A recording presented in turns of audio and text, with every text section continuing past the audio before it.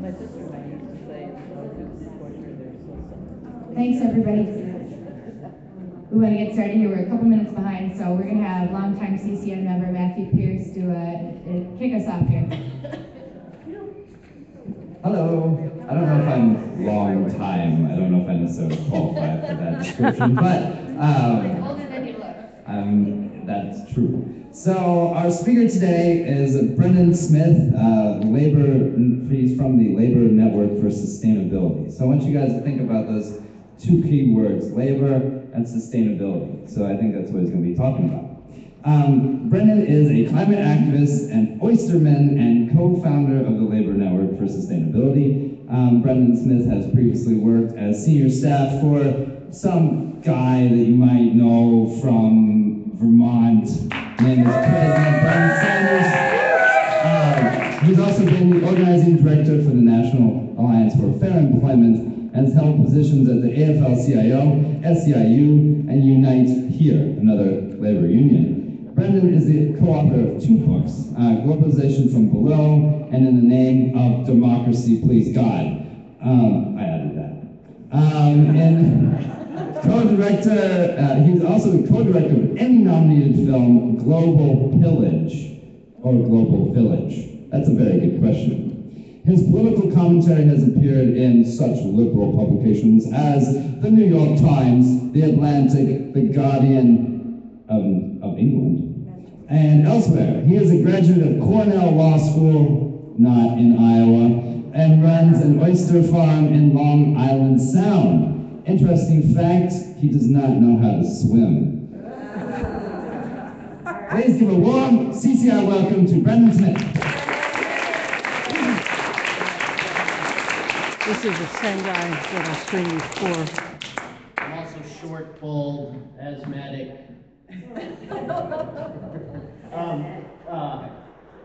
So thanks so much. I mean, honestly, I'm a regular guy.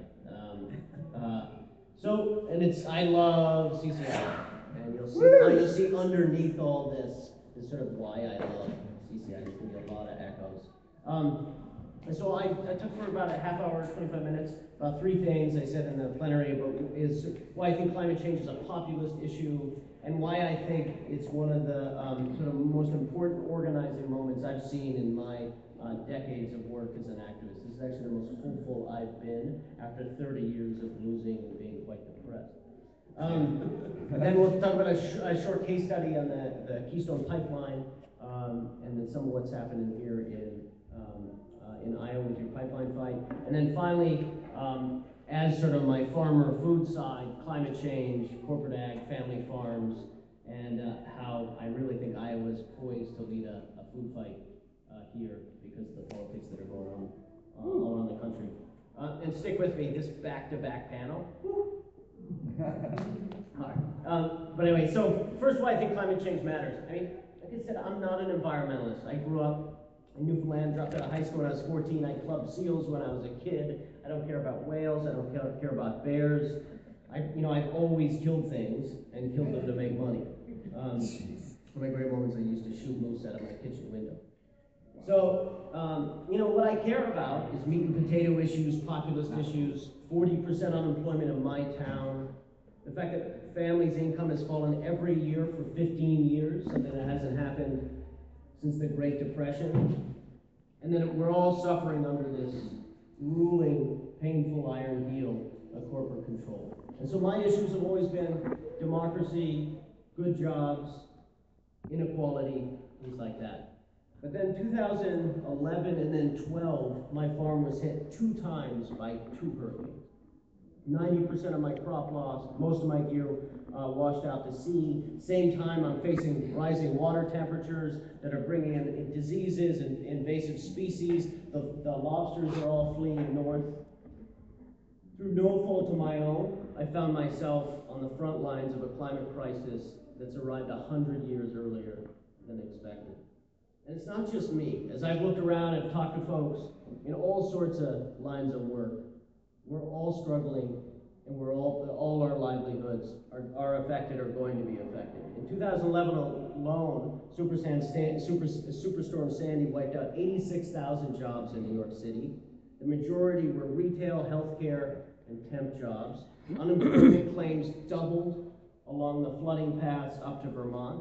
When the droughts hit and sections of the Mississippi River dried up, 2,000 workers lost their jobs. It turns out that climate change is actually a real job killer. And it's wreaking havoc on our food system, as I'm sure you all know, which is taking money out of people's pockets. 80% of U.S. farmland was shriveled by drought in 2011, destroying a quarter of U.S. corn crops. Food prices spiking without each weather event. It's only going to get worse. The Bloomberg Climate Report expects a 70% increase in food prices in the coming years. And at the same time, climate change is draining local and state budgets. Right? It leaves less and less for us to pay for schools, pay for health care, wages, pensions for government workers, because these storms are expensive. In 2014, there were 8 $1 billion extreme weather events. Right? These are droughts, wildfires, everything. All of this is expensive. In 2011, the economy tallied $32 billion in losses. So for most Americans, it's not going to be an environmental problem. They're going to face it in economic terms. But for decades, environmentalists, and I say this, they're my sort of brothers and sisters. I say this as a very friendly critique. But they've been spending millions of dollars talking about how climate change is melting ice caps, changing bird migrations, killing polar bears, bees, and they've been framing it as an environmental issue, which it's not.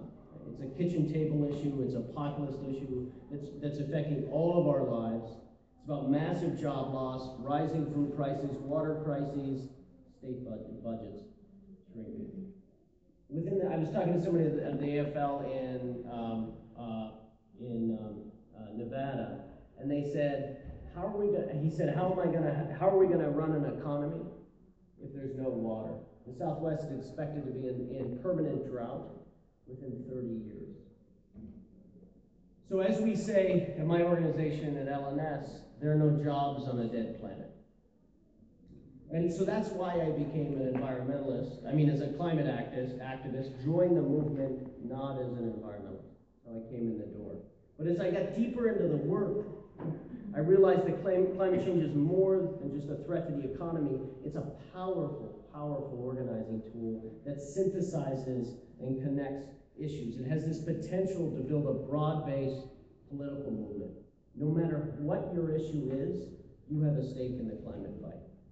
So for example, you're from the labor movement like me. You join the climate fight because protecting the planet requires a complete reformatting of the economy, which is going to create millions of jobs. And it's essential to me that these new jobs are union jobs. So suddenly climate change becomes the first opportunity I've had in decades to rebuild the labor movement, join a massive fight to fix climate change. If you spent your life fighting the corporate takeover of democracy, it turns out that 90 companies are responsible for 2/3 of all emissions. These are the same corporations that are polluting waters, paying poverty wages, subverting the political process, cheating on taxes. So whether you want to save our democracy or save the planet, we need to dismantle corporate power.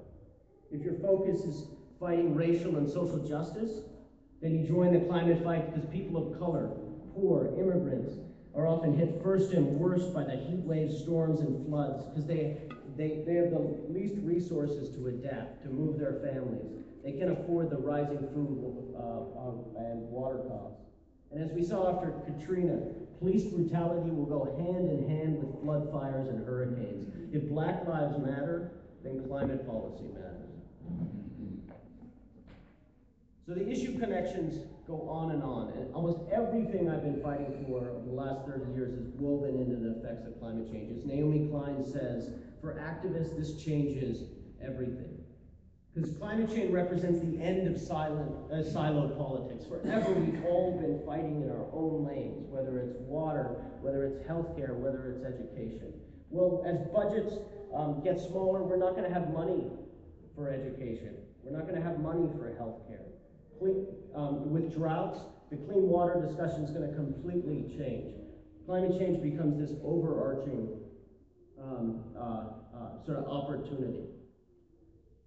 So, and our job as activists is really to bring it under one tent, right?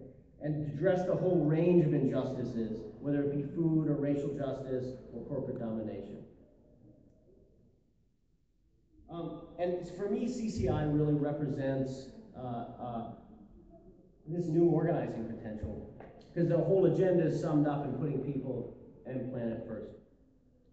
And the other piece of this opportunity is that Mother Nature has joined the battlefield. Right? Like in 2008, we saw the banks collapse, and something happened that I never imagined. They socialized the banks. You can tell me the day before that crash, cynical, we've been losing fights, they're going to stay in it, but it's been brutal. Suddenly they do what I tried to do with Bernie Sanders and the banking committee in 1998, like that.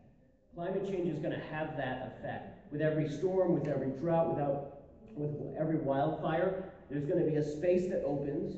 People are going to demand action by their politicians, of their government. There are going to be swings left and right. I mean, we have the Tea Party supporting solar down in Georgia. These are the new politics of climate change. The question is, in these openings, which will then shut, right?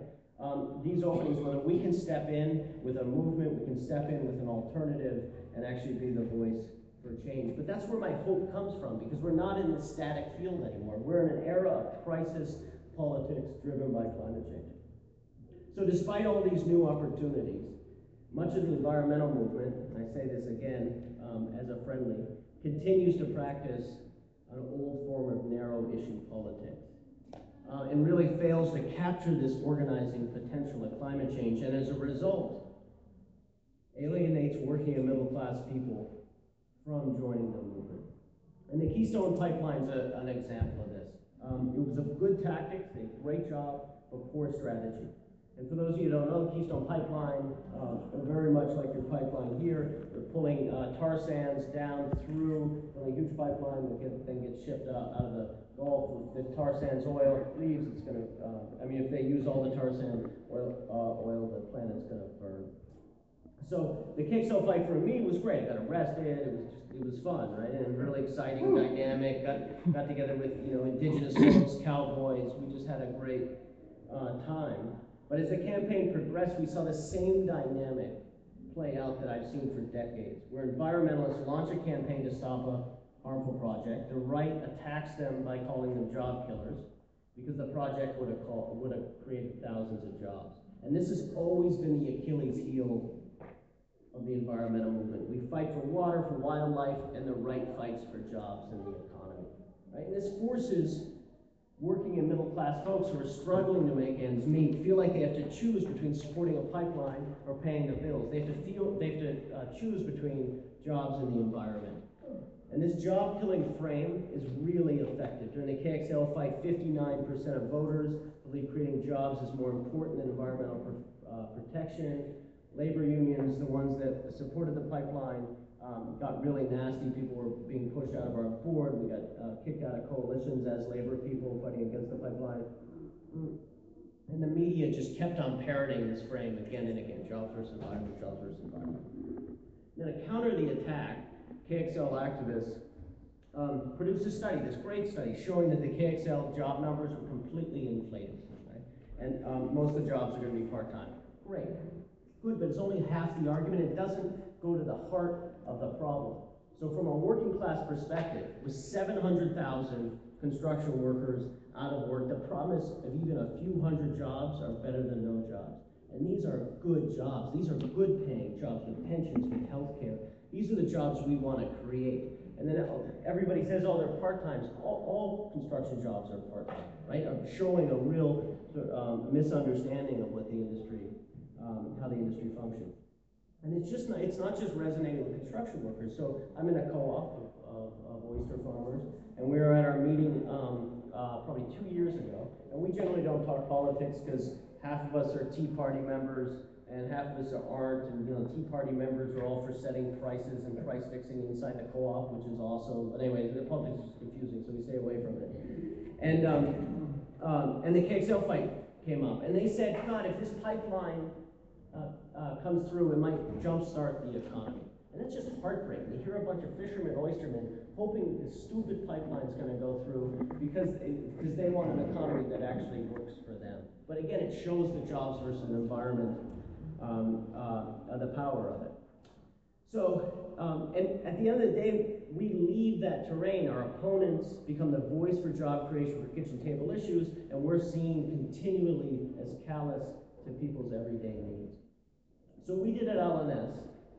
We came up with an alternative. It was just an experiment. We came up with a concrete alternative jobs program to employ the construction workers that would have been employed if the pipeline was built. Our jobs plan showed that we can create way more jobs and better jobs by fixing existing leaky water infrastructure than building the KXL pipeline.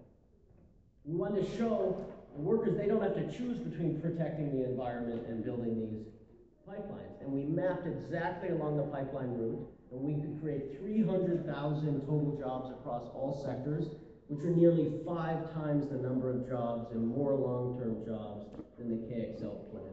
But we can just shoot them out of the water with our alternative plans because they're terrible at job creation, absolutely terrible. So our strategy was to defang the job-killing attack and show that KXL pipe fitter that we're sympathetic to worker issues, that we have a plan, and we welcome them into the fold of our movement. And if they come, we're going to fight to create opportunities for them. Now, from what I've heard, I don't know a ton about it, but you all have had some of the same dynamics here. I think some union members came out to a public hearing. It got pretty nasty. And attacking you all for blocking good jobs. And again, I don't condone at all labor's sort of the tone of the attacks a lot of time, but I understand where they're coming from, right? It's their job to protect their members' line of work. And we as movement people have to realize there's a difference between the workers and the company. Right? A worker can love their job and hate their boss. And we need to capitalize on that and feed to those interests. So here, there might be an opportunity for the Bakken fight to use the KXL strategy and campaign to put these workers to work fixing water infrastructure, will create way more jobs and fits perfectly into your existing clean water fights. And so then the Bakken fight becomes an opportunity to heal divisiveness, build bridges between new sets of workers and middle-class folks, to show that you care about their jobs, and then you're going to fight for them to make a living on a living planet. And again, this isn't just about labor. These are what labor barely represents anybody in the country, but that fight between jobs and environment resonates across the political spectrum for the people that should be on our side. And if we're going to reconstruct things like the FDR coalitions, where workers aren't voting for the right, we need to understand these dynamics and sort of shift our campaigns. And again, climate change, making a living on a living planet really opens that opportunity. So I just want to finish up with talking a little bit about climate change, food, and factory farms.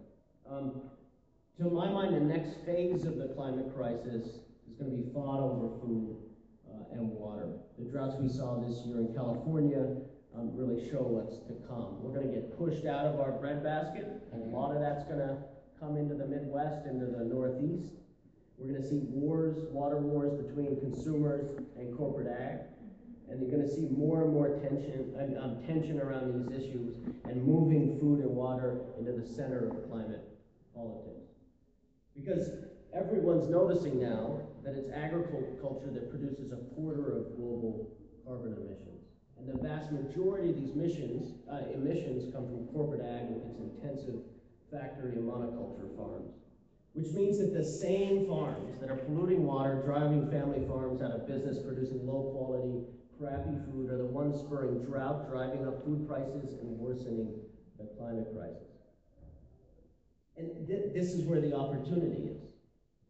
Because you're in the belly of the beast of corporate ag, and you have a long tradition of family farms, and you've been fighting that fight forever, you're positioned for this food fight around climate change, around building a new food system around a family farm economy. And I say this because, and I've been hearing more and more that this has been happening.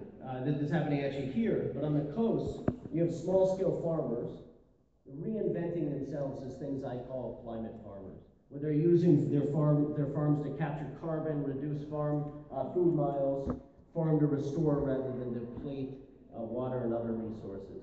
They're setting up this complete alternative vision for sustainable agriculture, emerging as sort of an updated new version of the farm movement in the 80s. Farmers that are farming to save and feed the planet while building a new economy so folks can actually make a living.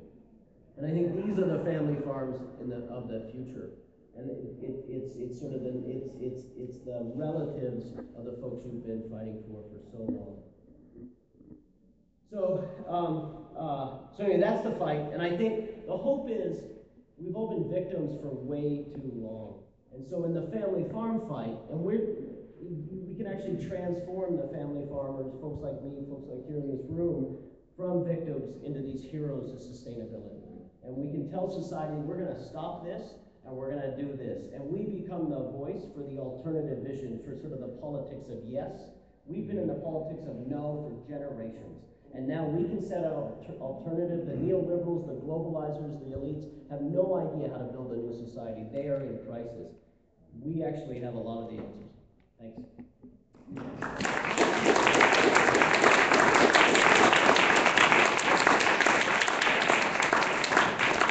We have about a half hour to call on folks, so just raise your voice if you have a question, and I will choose. Yeah, so you were up first. I'm sorry, I don't know your name. I met you earlier. Hi.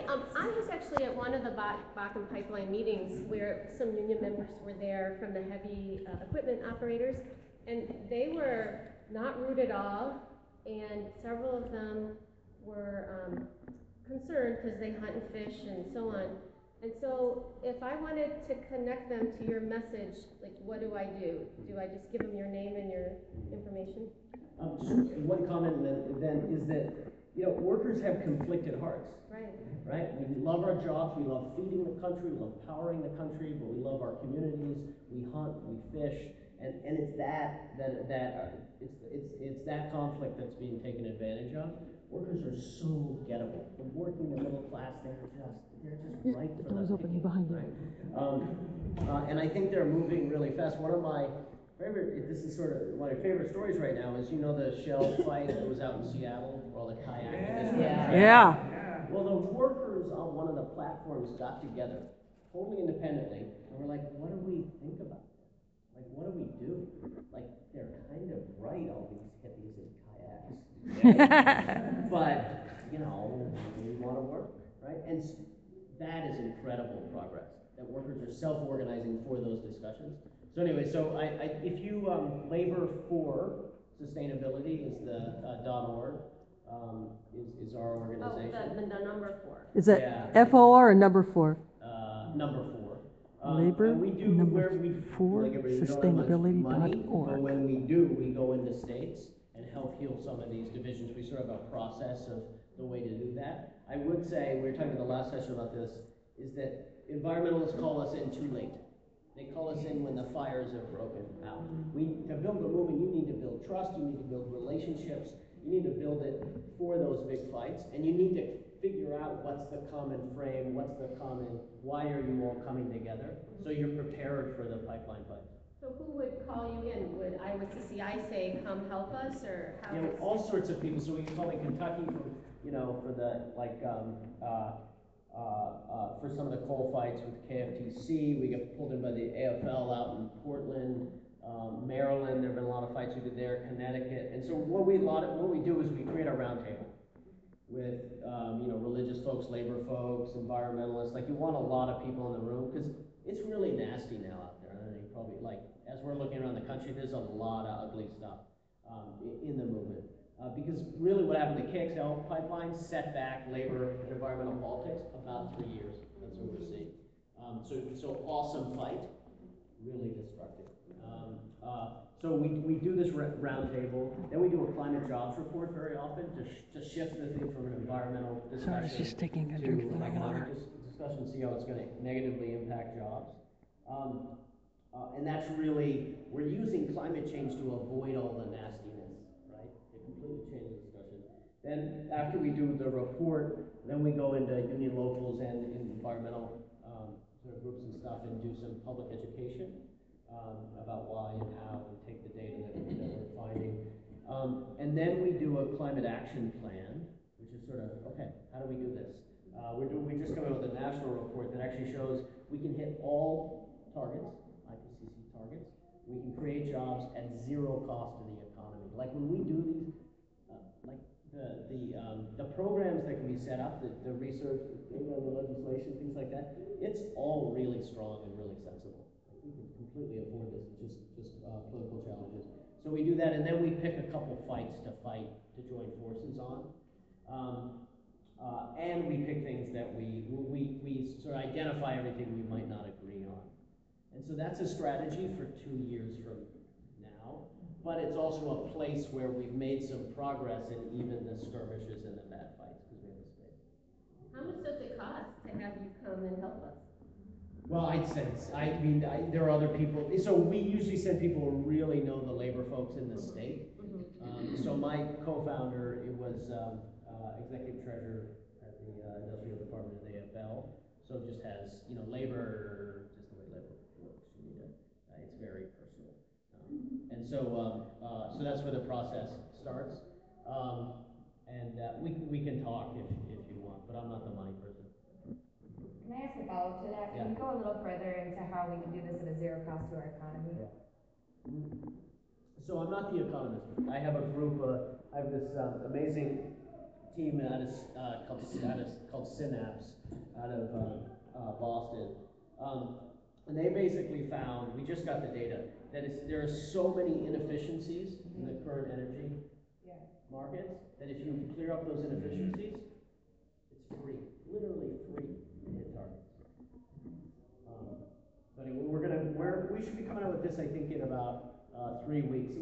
This was the post-Keystone, so we did the Keystone as an experiment to see if it would work, Keystone report, and then we said, okay, if that works, let's figure out a much more ambitious climate jobs plan that the climate movement that can take the workers, take the middle class folks, take the labor to say, we can hit targets, we care about your jobs, here's something we can all gather around. And we're doing, the report it's national, we'll be releasing that, but then the whole package we're doing, it's national, we're doing Illinois. So how do you meet targets? It's in Illinois, same principles, Appalachia, and the Pacific Northwest. That's sort of the categories. Your website again, you said it's labor, number 4. Yeah, sustainability. Sustainability.com. .org. Yeah. Or Alicia Harvey, farmer. Hi. So I want to applaud the stuff that you're doing and work with you on it. We, one of the many things we do is we really value lifting up the stories and voices of people on the front lines and like to use our platform that way. And I think we share very much the vision of what the farmer and producer's role is. Are you farming? No. Yes, farming. Oh, yes, okay. Yeah. Okay. I'll come up to you after, but I mean, I think it's really important. We really know that people don't always learn from facts. They learn from stories and from that connection. And so it's really important to get those stories out there. And I would like to work with you on that because I think it's important. And the other thing I just want to offer is we're a member of a network called the World Climate Network.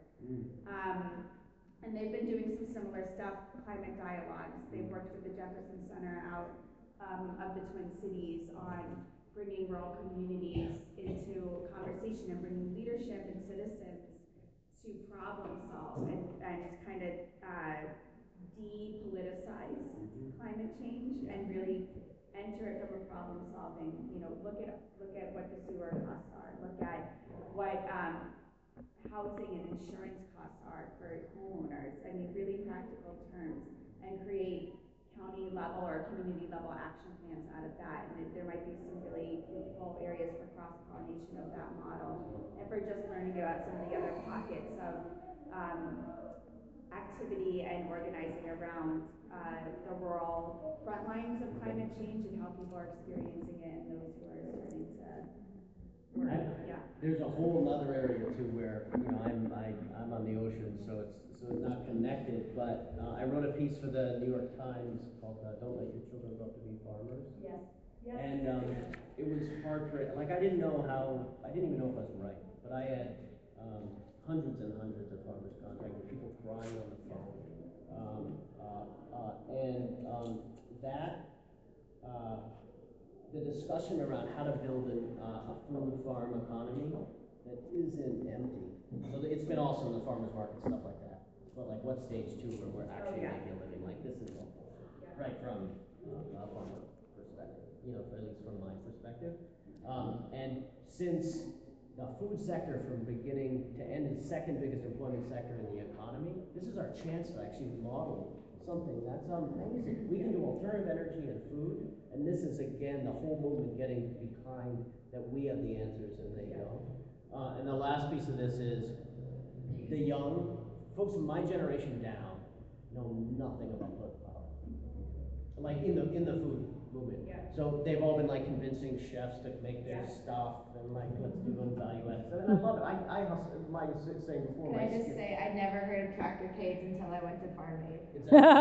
And I wrote about tractorcades. Tractorcade is where a whole bunch of tractors So Amen to everything you're saying. So line up bringing and that just social knowledge from go from CCI, wells, and then all they the farmers, how drive to to build power, why you need to target set prices, why you need to do this, and then bringing the knowledge in order of, to bring sort of, awareness to the a climate farm-related politics, issue. how to reach out to different constituencies, and not the ag discussion, but the food discussion. I really want to bring those, not me, but you guys would be perfect. Yeah. Up there? Sorry, I don't know your name. I appreciate your comments on moving jobs to infrastructure, because we have had deferred maintenance for so long that the people that are 20 years old are going to have crash everything. It's going to be like upstate New Jersey in the old days, where you couldn't get down the street, you couldn't get a phone, you couldn't get water. In Flint, they've got lead in the water. Now, how hard did they work to get that? Lead in the water. Ooh, that's bad. And you want to push a little more on that, because that is the jobs. Yeah, no, exactly, and this is why we love infrastructure, because we love solar jobs and stuff like that, but the wages aren't that great, right? And we need to do those, but we have the existing workers, the existing skills that are to do these completely shovel-ready projects. The thing is, so like laborers union stuff, we've always had great infrastructure plans, but they can't move them. But if they figure out how, if they don't beat up KXL opponents, and then still get together with the climate movement, that maybe actually get an infrastructure like program through. So it's really a base building while also pushing the right policies. Just one other quick thing about that is, it's another opening and closing of the gap where a bridge crashes, or like major cancer cluster because of lead, people are going to demand action. Well, what are we going to put into there? Well, we have an entire sort of political coalition and plan for infrastructure and climate to put into that opening that will close if we don't capture it. So again, it's this kind of crisis politics, because our country's falling apart. There's going to be a lot of bad things happening. Sue, I saw your hand. Oh, yeah, okay. So Bakken comes along and has real jobs, corporate structure, everything's ready to go, right? Infrastructure, yeah, we really, really, really need to repair and update and modernize it. Can you speak up first? Okay, how to make that concrete is what I'm asking. I mean, how, for a worker right now, oh, well, gee, I could get a job with Bakken, or I could wait for some wonderful infrastructure repair job that will require funding that isn't available. How do you make it concrete, I guess? Right. It's a great point, and there's, just a little side thing, which is, we don't love talking about big green jobs programs. We do, it's part of it, because I don't trust them. Like, they tried to do it, they all went to China. Workers have gone through the experience of globalization. We've brought them big plans for generations, and they always get screwed. So we talk about all this amazing stuff that's coming down the pike, and they're like, great, when you got those jobs, I'll take them. I'm like red, blue, and green. I'll take any job you got, and these are the jobs they got right now. So it like, the other piece of this is we always talk about actually how to pay for them. So that was a real struggle with the KXL. It's like they're doing privately. Where's the money going to come from? So if you remove 4 tax breaks from the fossil fuel companies, you can pay for the whole program. And that's a really important piece of thinking through opponents' attacks and being prepared for that. You come up with a jobs plan like this, it's not like all the workers are going to be like, oh, great. But it's part of, they just see it as a core part of the process of a new climate politics where we come with answers. All of us are the voices for climate, for job creation, for justice, for sustainability, as opposed to all these different pieces. And so you are connecting the fact that the current system has built-in incentives and brakes that allow what's going on. Absolutely, absolutely. And we were looking at the fossil, I dug into the fossil, like the fossil fuel companies and job creation. They've been cutting jobs for a decade, like themselves. So again, it's like we're out in the union locals and stuff presenting this stuff, and they already hate the bosses. Yeah. So we just need to tap into that and give them some Phyllis Brigitte? Can you identify some pipeline leaks that need to be fixed? pretty much every mile. I mean, it is. So what is it? There's some big organization of like engineers that are really worried about this stuff, right? And their reports are absolutely. What we didn't put in the Keystone was like the risks of explosion along the natural gas pipelines. It's insane. Like it was petrifying. I didn't put it in there because It's not a matter of if, it's a matter of when and how bad. Exactly. So we know exactly where all that's all monitored. We don't know all of them, but there's all these professional organizations. They're just raising such alarm, and they're doing the research to figure out what needs to be fixed. And I think we always say there is so much work to be done in the country, and that's great news. Like, there's just we have so many problems, which are going to take so much work. Like, this is so true. Anybody else have a question? In the middle there. Been a lot of talk about infrastructure, but again, it has to be paid for. And what you're saying is if we would change the tax structure, how we tax oil companies, energy companies, we could pay for all this? Yeah, there are loopholes, yeah. Now, the concept of externalities, there was a study done not too long ago that I think globally every year it's something like $500 billion of subsidies to the fossil fuel industry. Exactly. Point being that that's plenty of money to fund the infrastructure programs we have. But still, it seems nebulous, and it's going to actually have to come out of somebody's pocket to pay for this stuff. So that seems to be the nub and the rub. I understand it. I have no problem paying taxes to do these things, because that's where it has to come from, or fees, maybe a part of the tax, whatever.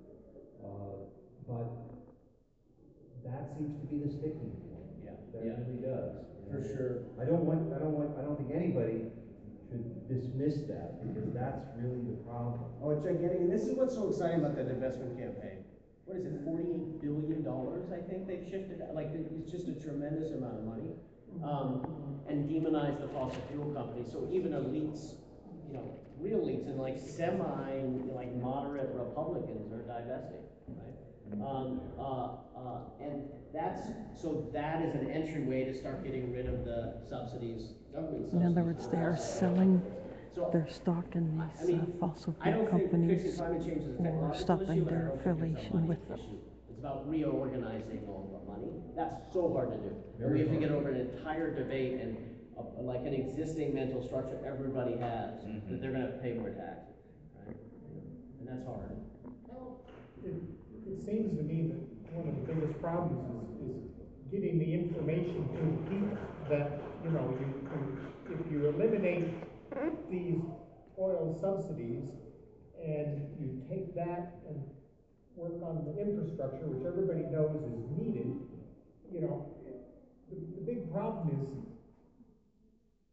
you don't hear the national media talking about these things. You hear them talking about, the riot or the shooting, but they're not talking about the root problems. They're talking about symptoms, and they're not putting it together. So how do we get them to talk about what needs to be put together? I mean, it's a great question. One piece is environmentalists shouldn't have spent whatever was $100 million on trying to do a climate bill that wasn't.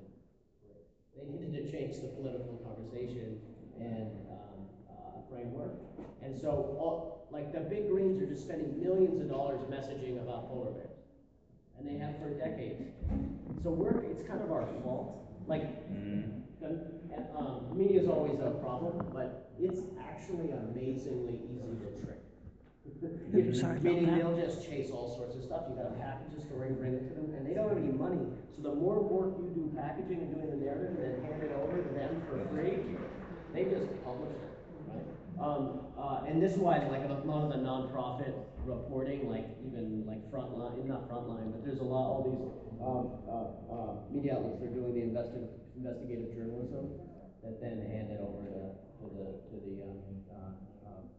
big news organizations. We should be doing the same thing. The other thing is, every climate sign, I mean, this is my bias, honestly, should say jobs or something about the economy, something positive. Like where this, I took my boat to the climate march, like, you know, like a 10-hour journey.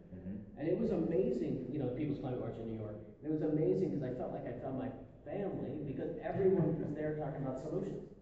It was Black Mesa, you know, getting rid of coal and doing solar instead. It was the folks in Appalachia doing co-ops up in eastern Kentucky, you know, on and on and on. And I was coming with my little tiny weird solution. And it really was stepping into this politics of yes. And the story that came out of the climate march really was that story. So I think we have a lot of work to do. I think CCI does an incredible job. We were having a conversation at the table, and you guys are like political poets. What is it? We fight, we act, we get it done. Whereas we talk. We talk, we act, we get it done. Like that's as brilliant as like I am a man. It says everything, right? It's not, you know, and it's not a politics of no. It's a politics of like we got a backbone, and yes, we're going to do this. And we have the answer. Another response I would say to that is write letters to the editor. They print this stuff. We can take back the narrative. Back here?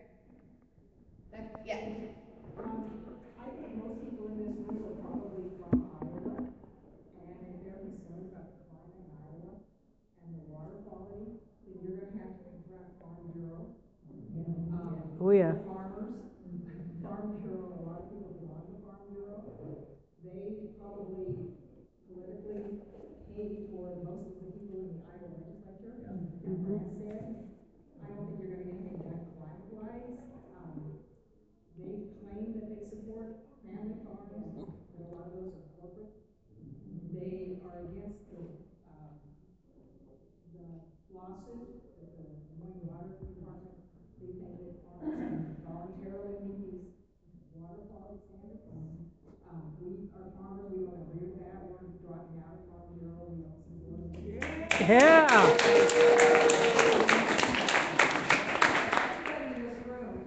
If you want to get things done at a local or state level, you have to take on Farm Bureau, because they are the ones that have the power.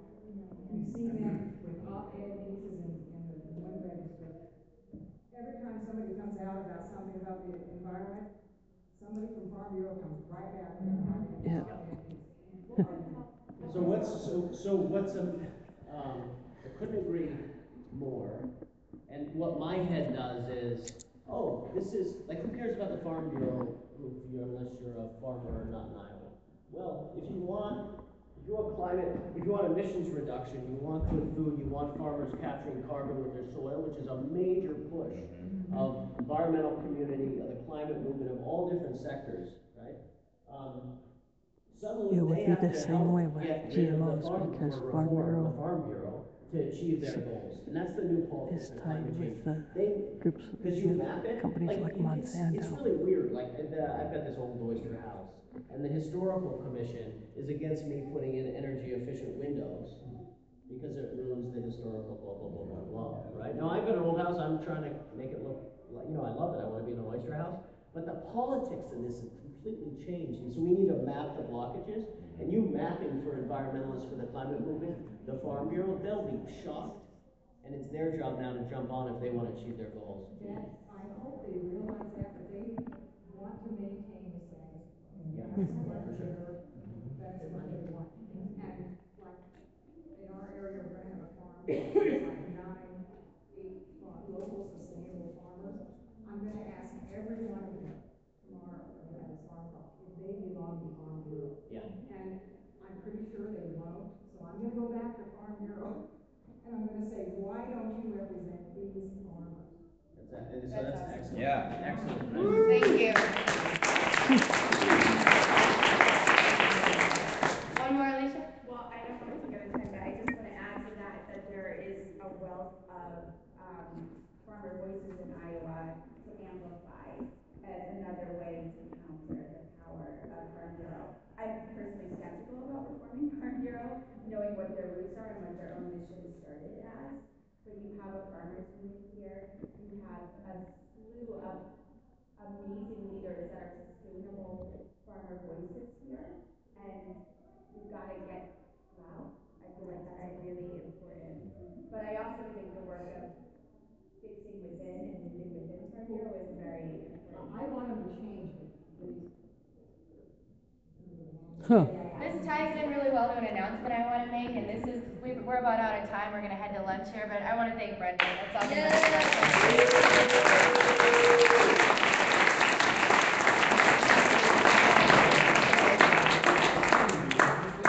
Thanks a lot, everybody. I should have introduced myself up front. I'm sorry. I'm Carrie Fisher. I'm a staff person with CCI. I organize on farm and environment issues.